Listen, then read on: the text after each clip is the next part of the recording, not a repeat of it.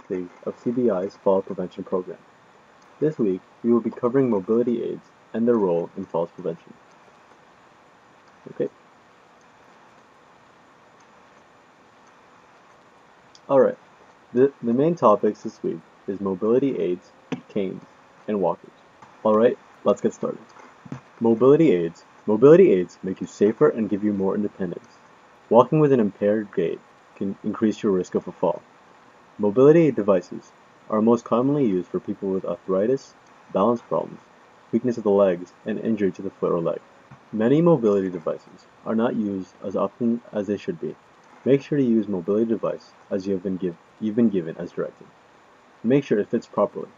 The height of the handle should be at the level of your wrist when you are standing upright and your arm is down by your side.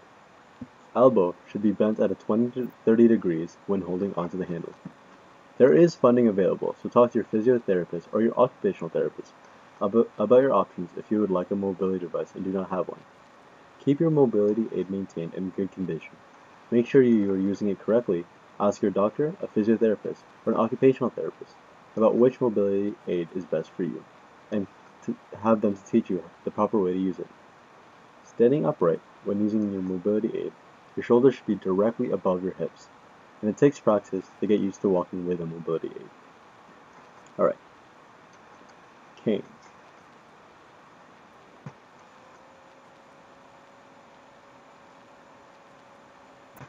They are the most commonly used mobility device, but also the least supportive.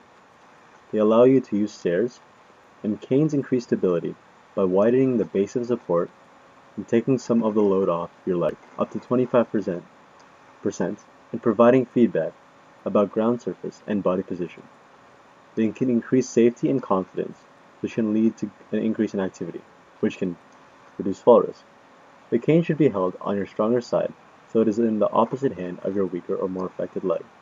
Step with your affected leg or weaker leg, and move the cane at the same time, then step with your stronger leg. This is a normal gait pattern, with the opposite arm and leg moving at the same time. Using a cane improves the various factors of walking, including step length, step time, and step consistency.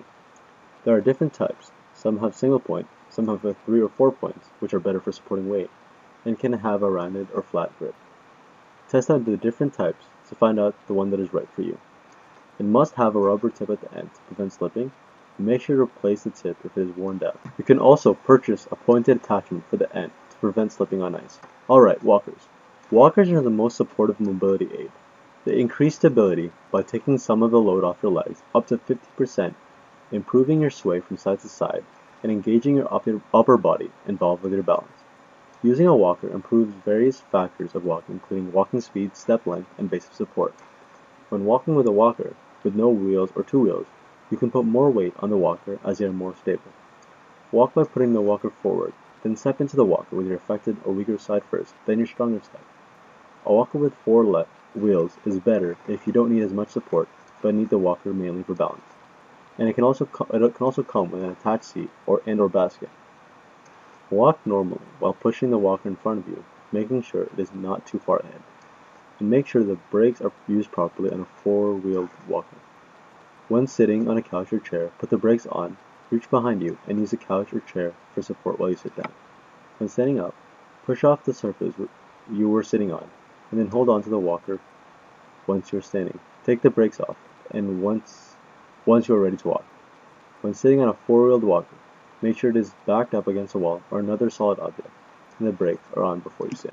This week's topic is a relatively long one, although it should be one that your students are quite aware of.